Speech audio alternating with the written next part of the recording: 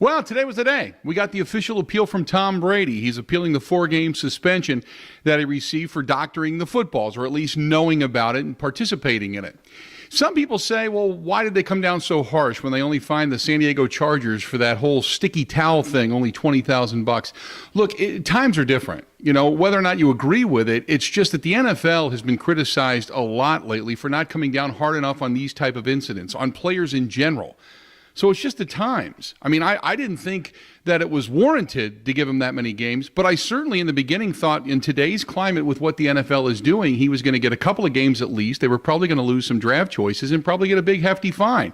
And for the most part, that's exactly what they got. Tom Brady's biggest problem right now is not the fact that he's going in for this appeal trying to get a couple of games lopped off of his suspension. It's his image.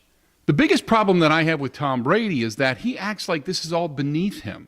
The whole franchise does, for that matter. When he was asked specifically on a radio station right after this whole subject of Deflate-gate came up, he laughed and he said, "Oh, I've heard it all now. Oh, God, another way for somebody to say that I'm cheating," as if he could never, ever try to gain any kind of competitive advantage. Like, Tom Brady is just so good.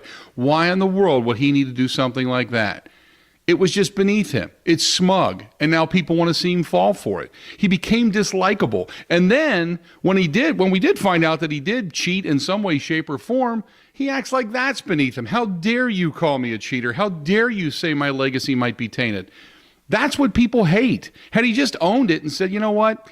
I really like the ball a particular way, and the guys may have gone a little bit overboard in it, and I should take the fall for this. It's my fault. He would have looked like a stand-up guy, like one of us. Instead, he put himself on a pedestal and acted like this is just all beneath him. And then we find out that he was uncooperative in the investigation. Well, of course he got 4 games for that. You know what? It's not the fact that he did it or didn't do it or didn't have knowledge of it. It's the fact that he blocked the investigation. You know what? You do something, you act smug about it, and then you block the investigation in the NFL. Of course they're going to come down hard on you. Now, the one thing that I will say is probably definitive, and a lot of you may not like to hear it. I looked up legacy in the dictionary. Now, legacy usually means when you're dead. What do you leave behind? What earthly goods do you leave to those who you bequeath it to, okay? But when you talk about the game of football or the game of basketball or whatever your career happens to be, what is your legacy? What do you leave behind?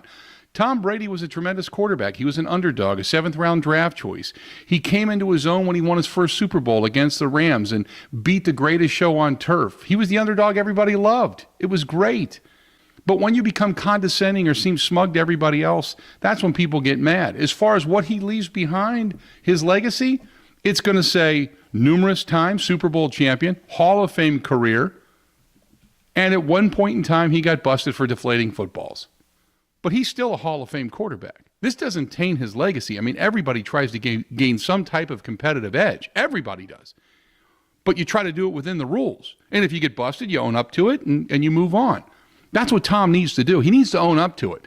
Go into that hearing, tell them what you did, give the investigators what they wanted to find out, and then say, hey, throw myself on the mercy of the court, do what you should have done in the beginning, and walk away with a couple of games suspension and a slap on the wrist. But what you're doing now makes you and the entire organization at this point look ridiculous. The deflator, he was really a guy trying to lose weight. Are you serious? There's not a soul out there other than some hardcore Tom Brady, you can do no wrong believer that would even begin to believe you. That is the stupidest thing we've ever been told, I think.